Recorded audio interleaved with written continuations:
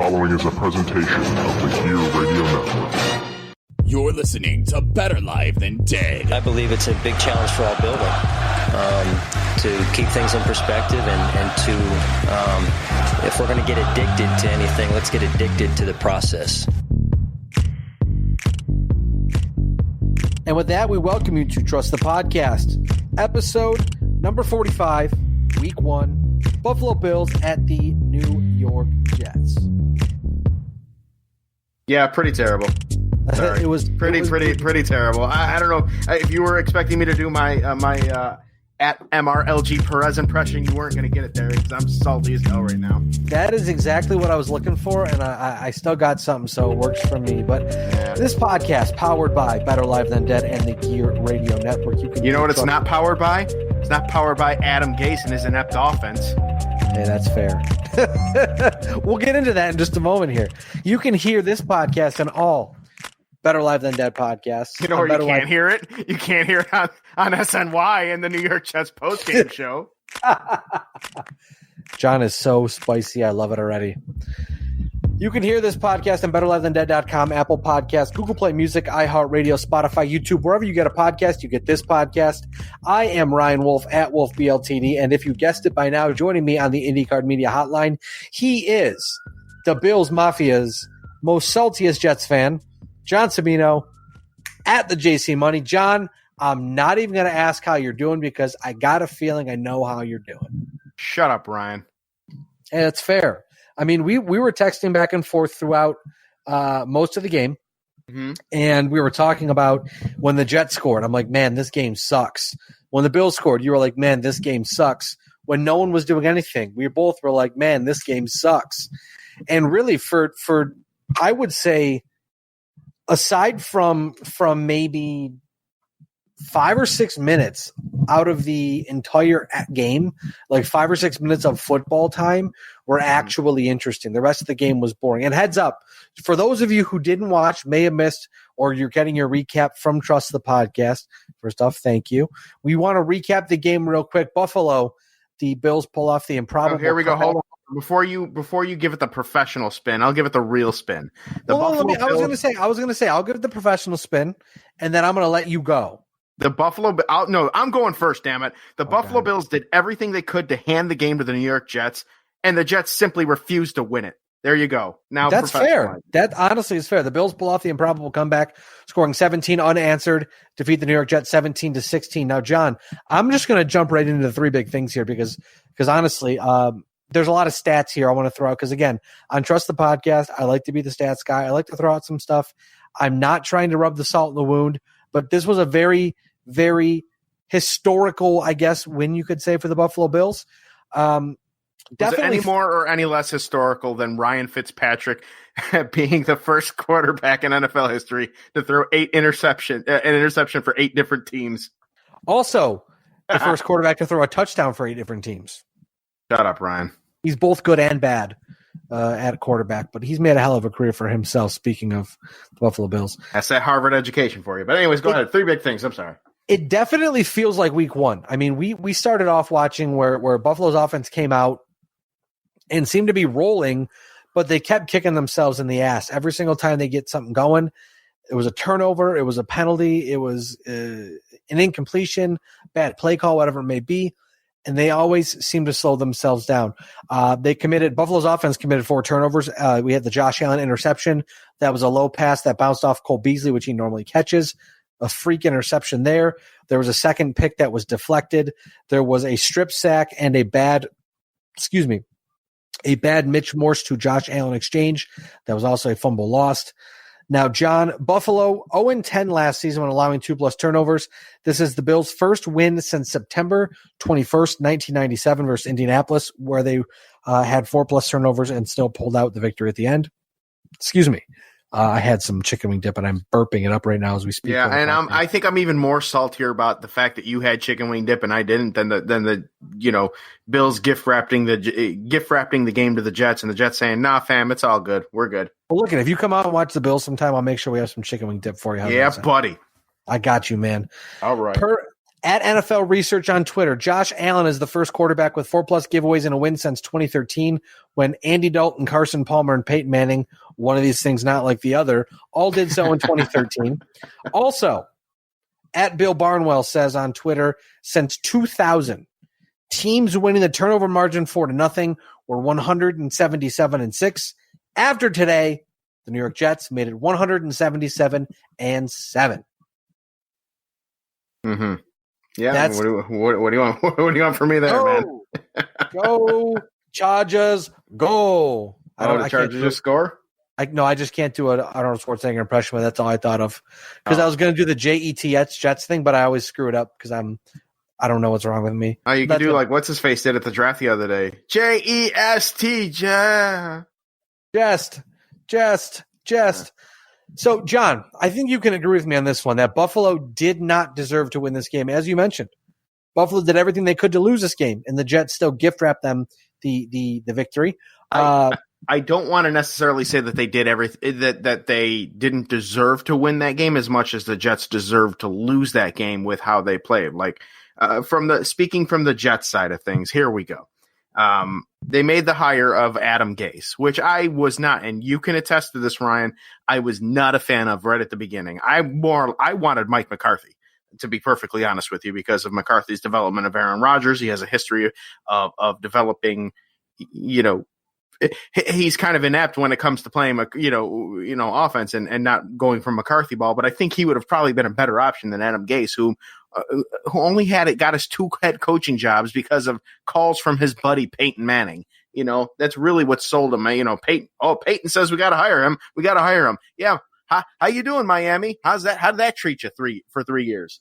But we hear about he's the first offensive minded head coach since what's his face? I can't remember his name even now. It's been so long, but in 1996 for the New York Jets, and they've all been defensive minded. And what ended up happening was the Jets played the same GD offense that they did under the Todd Bowles era. Okay, now the defense, to be perfectly honest with you, if you are a fan of defensive football, this was the game for you, because the Bills defense just were completely dominated, especially within the first 2.5 quarters of the game, dominated the New York Jets.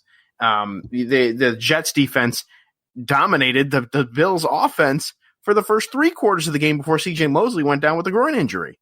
C.J. Mosley very much was the defense for the Jets. He was the heart and soul. Yeah, and once he went absolutely. When he went down, that dynamic changed. But that said, the bright spots for the Bills were what's his face? Singletary. Devin Singletary. Yep. Like he was truthfully, between the Jets' defensive collapse at the end when C.J. Mosley went down with that groin injury and the emergence of Devin Singletary in that fourth quarter, Singletary won that game. Singletary brought them back and won that game for the Buffalo Bills. And that is a bright spot that I think the Bills should, be happy about, especially considering that a mere week and a half ago they cut LaShawn McCoy, and people are like, well, he still has tread on the tires, but that shows you Devin Singletary showed you why the Bills drafted him so high today in that fourth quarter when it mattered the most. Yeah, I definitely think that Devin Singletary will have some growing pains. As we saw today, there was a replay where he broke a big run, and instead of running off to the right and in for a touchdown, he broke back left a little early, which ended up causing some contact with the Jets defense, and he was tackled shortly thereafter. But plays like that show you that he has, when he sees a hole, he can hit it, he can go. And that's a lot of the reason why the Buffalo Bills like him and picked him up. But I will say this, and last week it was on either BLTD or Trust the Podcast. I can't remember when I asked you specifically why does Bills media seem to be down on Josh Allen? Well, I get it now. Yeah, I mean, looking at Josh Allen, he definitely didn't make terrible decisions today. There were some throws that were questionable. He had some questionable times where he decided, hey, I'm going to run it instead of sitting in the pocket. And as the game went on, I felt like he got a little more comfortable and he got a little better with his decision making. But there's still a lot to be said about Josh Allen. I think we've got some. His gotta big keep your eyes improvement- on him because he's there's like I said, there's just it's hard to. I'm just trying to think back to the game. He strikes me as a very hot cold player. Absolutely, I think so. But I do think, and the one big improvement that I saw today versus what I saw with Josh Allen last year is he's now not afraid to throw it away. Like he threw it away a number of times when he was feeling the pressure, whereas last year he was either trying to run it or he'd take the sack. So that's definitely a big improvement there for him. I like seeing that he stepped up in the pocket too and got himself away from some defenders and was able to extend plays. I mean, I wasn't totally the ball security. Certainly, you want to see that be a little better. But then again, when you're getting crunched by multiple defenders at once, ball security may be a little difficult. That center to quarterback exchange, you really can't. That's a mishap. Right. From Mitch Morse missing all of the preseason with his concussion, and just not having a lot of reps. I mean, they have practice, but aside from that, there's not many game situations they got. There's no game situations that they had together this preseason. So that I would presume will get better. But again, you just want to see better. You want to see continued improvement in decision making from Josh Allen. I think today was a step in the right direction. Using Cole Beasley, using John Brown a lot. In more or less what felt like a check down situation, letting them get an open space and make the play.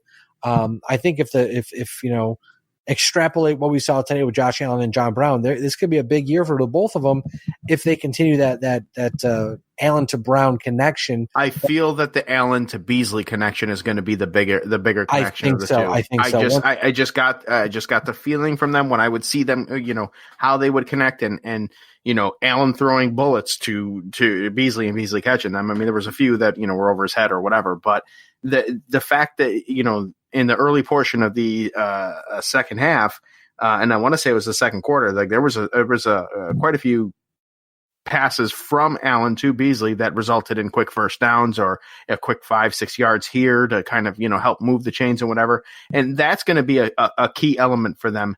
John Brown has the speed. So depending on how well that Allen to Beasley thing, that could really open up the opportunity for the Allen to Josh Brown connection. And as well, Devin Singletary, again, if he takes from this and he starts getting more touches and he starts learning a little bit more and everything and opening that play up, then the sky really is the limit with those quote unquote non-sexy wide receivers that the Bills went out and got this past offseason. And also I have to give props that Bills offensive line. They did a pretty damn good job of protecting Josh Allen today, which they did not do. And that was a big source of agita for me in multiple podcasts last season. And looking at our second big thing, as you mentioned, the offensive line, the Bills offense versus the Bills defense. Now, the Bills offense flowed throughout the game for sure. Saw a lot of positivity, a lot of forward progress, but it always seemed like, as we mentioned before, they weren't able to complete it, where they would get to the point where John Feliciano had two big penalties on a drive that pulled the Bills out of field goal range, or there was those two interceptions or the two fumbles, whatever it may be. The offense felt like it was flowing, which is good. I mean, and then towards the end of the game, as you mentioned, John, you get those 4 carries from Devin Singletary for 70 yards, which I think that they should really, Singletary started this week. I would presume he'll start next week. And the Bills came out throwing. They didn't come out running at all. And I think we may see a little bit of a change there. But then again, if the point is to get Josh Allen comfortable out of the gate, by all means, go for it. On the Buffalo Bills defensive side, they only allowed 1 touchdown today, despite the fact they allowed 16 points. There was that one safety where Frank Gore was tackled at the goal line in the end zone. Which incidentally could have gone either way. Absolutely. I think the reason why it went in favor of the safety was because it was the initial call, and literally every camera angle was inconclusive. It really could have gone either way. It definitely was one of those calls where if on the field it was called down at the 1 and was challenged, it would have stayed down at the 1. But obviously you saw that it was a safety and they kept it a safety. But the Bills defense allowed only 1 touchdown and 223 total yards, 175 passing yards, 68 rushing yards. They had 4 sacks and were credited with 8 pass deflections. John, it felt like every time a Sam Darnold pass the ball left his fingertips, it was bouncing off someone's hands on the defensive line, or a linebacker, or someone in that front 7 or 8. It was definitely not the best game for Sam Darnold. I mean, it certainly wasn't the worst. He wasn't throwing interceptions, but I mean, that could have easily, his no interception game today could have easily been a 3 interception game because of that very fact. Oh, absolutely. I think that it felt like throughout the most of the game that it was definitely a back and forth of, okay, hey, this drive-changing, game-changing interception, fumble, sack, whatever's going to come, and it never seemed to come for the New York Jets offense. So it's like, okay, Darnold's got to throw a pick here. Things aren't going good. Passes are getting deflected. The Bills defense is all over the Jets offensive line, and that's positive to see because as we talked about last week with Matt Perino on Trust the Podcast, it's definitely something where you're expecting the defense to be good. You need the offense to be good enough. Today, the offense was good enough. Now, granted, you want them to be much better than they were today. It's week 1. And they played. Now, granted, don't get me wrong, the Jets defense may not be great this year, but that Jets defense will be much better than it was last year. So looking on paper right now, you may say, hey, this is kind of strange. The Bills shouldn't struggle against the Jets. But looking at that defense, when all is said and done, it may come down to you see it and say, wow, I get now why they struggled so bad. Right. Yes. Again, it was not a good game. There were some positives on both sides, but there were a lot of negatives on both sides. And both teams are very, very young teams. So, and I have to try and, for as much of the saltiness as I had developed, if you follow me on Twitter at the JC Money, you will see a Jets live tweet thread that I have, personally pinned to my to the top of my profile there, and I've done it since preseason just to kind of see it through. And you will see how salty I get with these things. But all that aside, both teams are very, very young in this game, and you're gonna see things like this. You're gonna see. If you're a fan of the Jets, you're going to see this offense be inept at times. If you're a fan of the Bills, there's a lot of question marks right now in terms of what kind of team they are. They show signs of what they can be, and I think in this game the Bills did a good job of showing both Jekyll and Hyde. Yeah, during this game. But it's week 1. And for a salty Jets fan like me, you got to kind of, brush it off and let it go or whatever. And for way too optimistic Bills fan, you have to remember that you beat the Bills beat the Jets. If they play like this against an elite team or even a borderline elite team. So if you're playing against the New Englands of the world, if you're playing against the Rams, if you're playing against the Saints, if you're playing against, borderline teams like the Steelers until they are, if you're playing against Baltimore, if you're playing against the Packers, you're not pulling out victories like this, so it's just week 1. In by and large, it's an extension of the preseason, if you will. Absolutely. At this point. So the verdict is still out on not just the Jets, but the verdict is still out on the Bills as well. It's going to be very interesting to see how the Giants match up. I know the Giants are currently playing against Dallas right now. I have no idea what's going on there, but I've been I've been watching that game too to kind of keep an eye on how the Giants play and what I think the Bills are going to have to look forward to with that. The good thing for them, the good thing for the Bills though, is that it's at MetLife. Just a quick heads up, John. Sorry. The Cowboys are up 21-7, 30 seconds left before the half, despite the fact that Eli Manning is 10 for 13 with a touchdown, only 83 yards, but 10 for 13 with a touchdown. And Saquon Barkley has 5 rushes for 73 yards. So maybe I feel like we're going to have a freaking replay of this week's game next week. Jesus. Maybe the Giants defense is Hey, not Ryan, good. where are you? Are you in the hood? No, I'm in Batavia, man. You're in the hardcore Batavia, New York. I live down the street from the hospital in Batavia, so we get the sirens, the lights and sirens coming by. Oh, the ambulance man. is hauling ass to the hospital, man. Oh man, you're killing me. All right.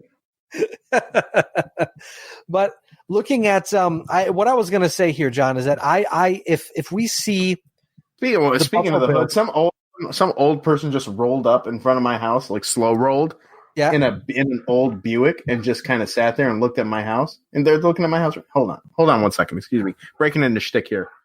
Hey, get off my lawn! He just looked at me. Now they left. They probably didn't even hear me. Whatever. Oh man, it's always good for the podcast. I love it. Trust the podcast. Thank Nate you. Nate Geary of WGR, fan of the podcast, recently on the podcast. At Nate Geary WGR says, I see a lot of folks. What am I, an old white guy? I see a lot of folks saying Allen played. Did I just yell at you over there? Yeah. I see Allen saying he played a bad game. He had 3 quarters of bad football, finished 8 for 10 for 108 yards and a touchdown in the fourth quarter. So, excuse me. It was a tough way to start the game, but towards the end of the game, it was not terrible. And if the Bills' offense struggles again next week, that's when I will get worried. But for right now, a win is a win is a win. And it really seems to me, John, as if, Corey Vedvik is how you say his name? He probably may not have a job. Missed a PAT in a 45-yard field goal. Struggled this preseason when he was traded from Baltimore to Minnesota.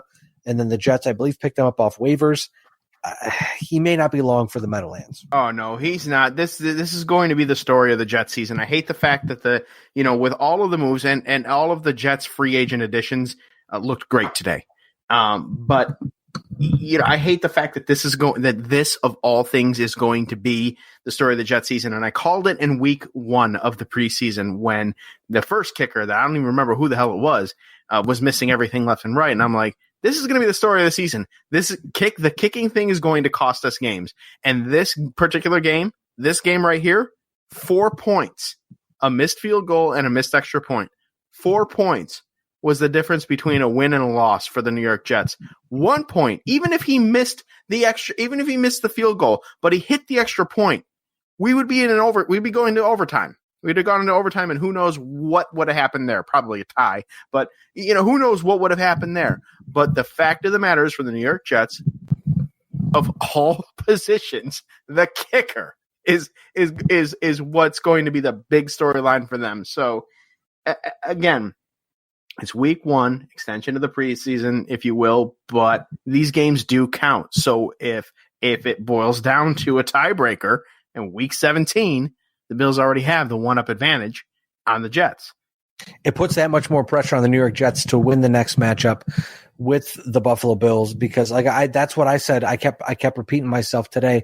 John, that's exactly what I was saying over at my wife's uncle's house was, hey, I know this is the Bills and Jets, but this is a huge game because, there's no way the Bills aren't going to win the AFC East. The Jets aren't going to win the AFC East. But what you want to see is if they're going to try to make the wild card, you have to win games not only in your conference, but you have to win games against your division opponents. So, again, what the hell with it? Bold prediction. Patriots are going 8-8 this year. I'm that salty. Oh, God. Could you imagine how awesome that would be, though? It'd be hilarious. God. What are you doing over there? How many beers did you have today? I will. No comment? Yes. That's fair. Well, hey, John. Yes, go ahead. You're supposed to say what? Huh? I want to introduce a new segment. The third of the 3 big things. Yes. This week, we are introducing Gore Watch. Yeah, buddy. Frank Gore went into week 1 ranked 4th all time in NFL history with 14,748 rushing yards. Now, John, and for those of you counting at home, Barry Sanders ranked 3rd all time with 15,269 rushing yards. So heading into today's game, Gore, 521 rushing yards behind Barry Sanders for 3rd all time. In today's game against the New York Jets, Frank Gore, 11 rushes for 20 yards, nothing crazy. But heading into week 2, Frank Gore now 501 yards behind Barry Sanders. Hey, you know what? I honestly, I gotta say, and that's just it's a great thing. I am happy for Frank Gore that he's on this team and that we're going to be, as part of Trust Podcast, following him here. If he rushes for 20 yards all 16 games this season, well, he'll only have rushed for 320 yards, but we know that's not going to happen.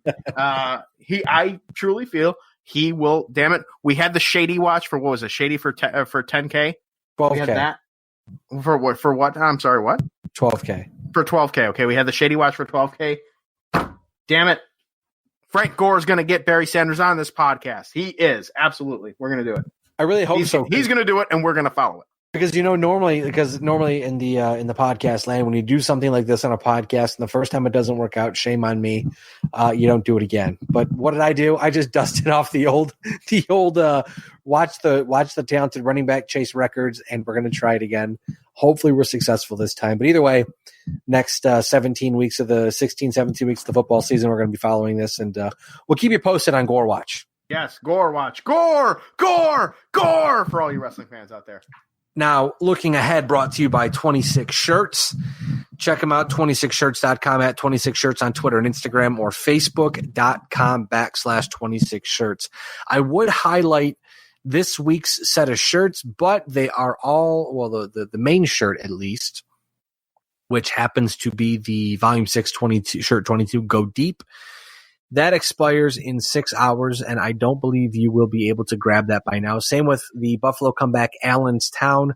So my best suggestion for you, do yourself a favor, go out, donate some money, buy a t-shirt over at 26shirts.com. Again, you can catch them at 26 Shirts on Twitter and Instagram, and facebook.com/26 Shirts.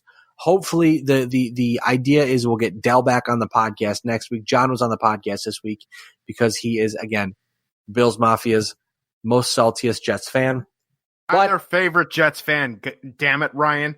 Get the words right. I'm probably even more favorite now because they actually get a salty Jets fan to hear, and they could be like, yeah, yeah, Bills won, woo, and let's hear from a Jets fan. And I'm like, shut up, Ryan. And they're like, John, you did text me right after the game and said, yeah, I'm not ready to podcast. So I totally understand the saltiness because honestly, I would have felt the same way if the Bills lost that game. I would have got on the podcast. But you know what? With the game that was being had, regardless, like I would have expected that too from you because it was frustrating because it was so.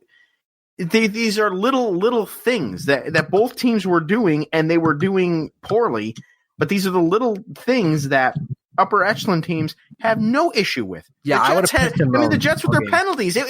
You took Todd Bowles out. You put Adam Gase in. Same damn thing. The penalties were giving them yards. The offense was inept. This offensive quarterback whisperer here for the coach. You know, it was the same thing. So I was frustrated with that. And even if the Jets would have won, it would have been great. But then I'd been like, damn. Like the Bills just would have had it would have just been a different dynamic. It would have been probably would have not made as many Bills fans that listen to this podcast as happy.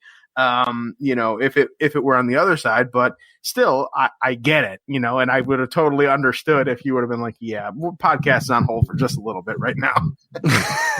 I would have much rather the Bills blew the Jets away.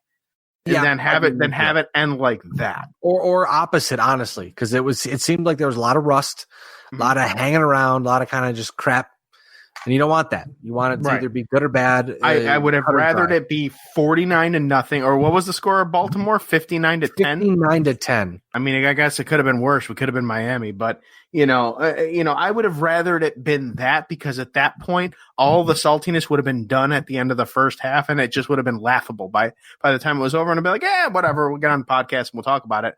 But the plain and simple fact that we can boil down a Jets win or a possible tie to the fact that the kicker from that I called in the preseason saying it was going to be an issue for the New York Jets. I called it on Twitter. It's on that Jets thread. I called it on the preseason saying this is going to be a difference maker. The kicker, I can tell right now, first freaking game, the kicker that missing the points. That's the difference. Like that's I think what makes me so salty about it. I would have if I would have had a blowout loss or at least another butt fumble. I probably would have been okay immediately after the game. Fumble. Oh, if we had another butt fumble, that would be incredible. Oh, you know what? As a Jets fan, I think the butt fumble is hilarious. It's the greatest thing ever. It's so much so, in fact, that at the 9 to 5 job, breaking down the wall here, and I know we're on time constraints, so I'll be quick about it. But at the 9 to 5, we have this area chat using I don't know, I think it might be WebEx Teams or something like that, right? And everybody's all, oh, good morning. And they're posting their happy Monday coffee gifts and all that stupid office crap.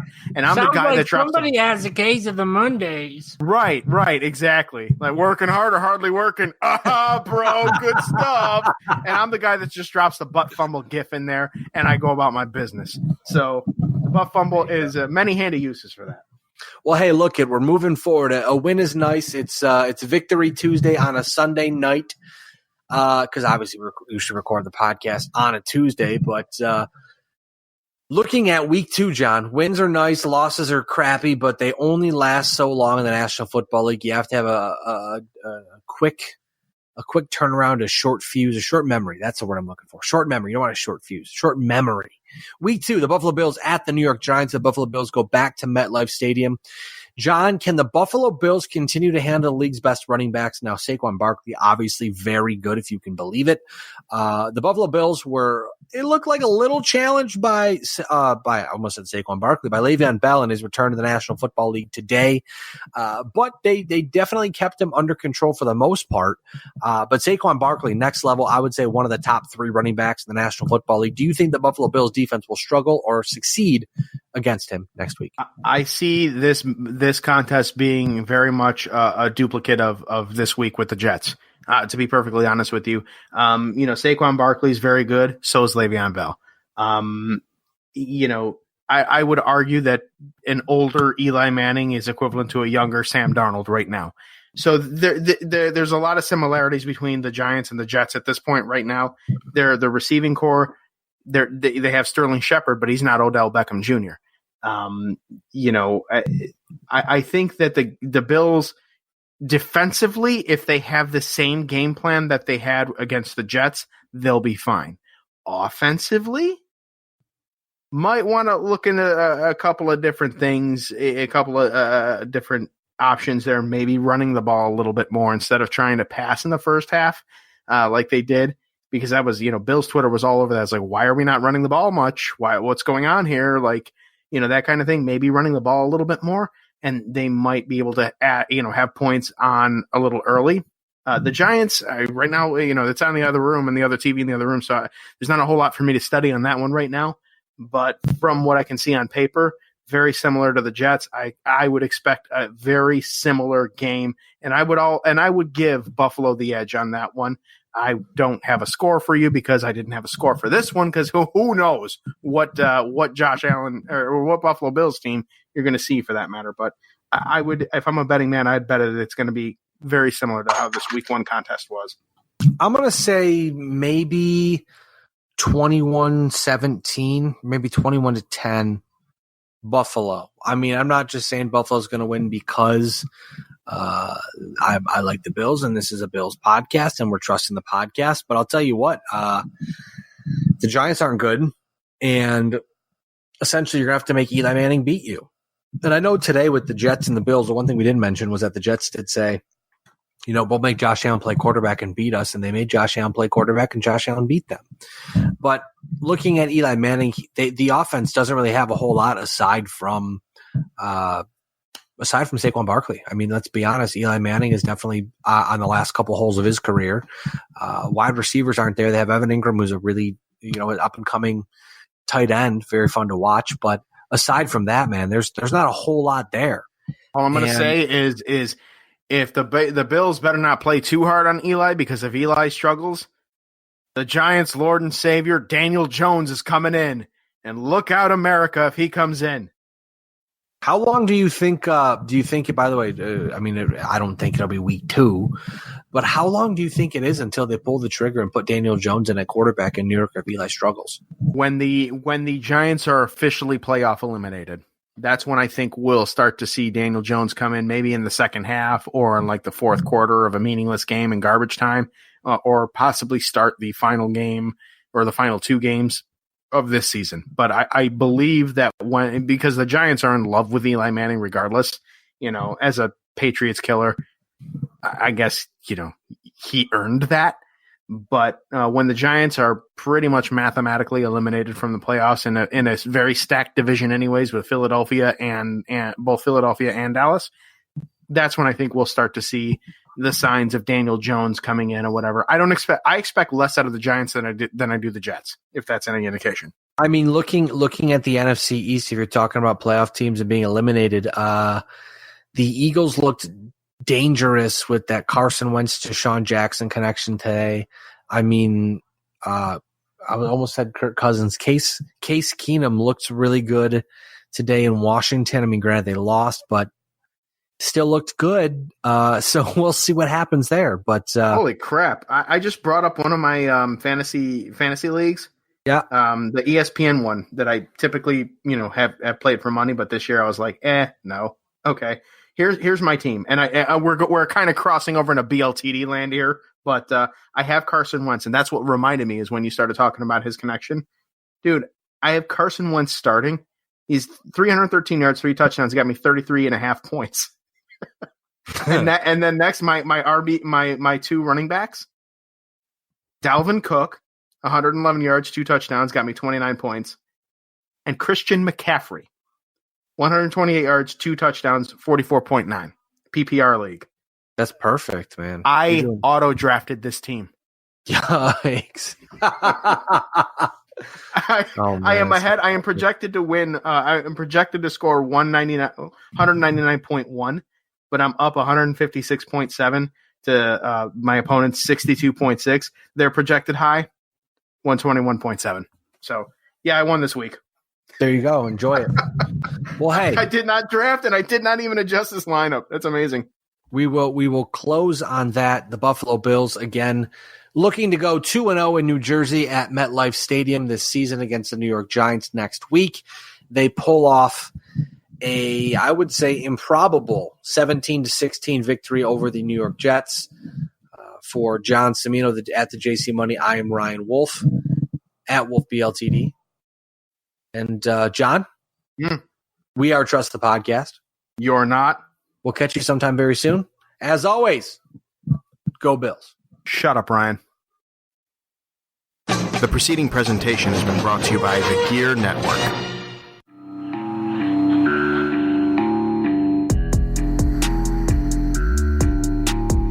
Hey, everybody. How's it going? It's Ryan Wolf. And Mr. Perez. From the Better Live Than Dead podcast. You can catch the Better Live Than Dead podcast on the Gear Radio Network, betterlivethandead.com, and wherever you get your podcasts. That's right.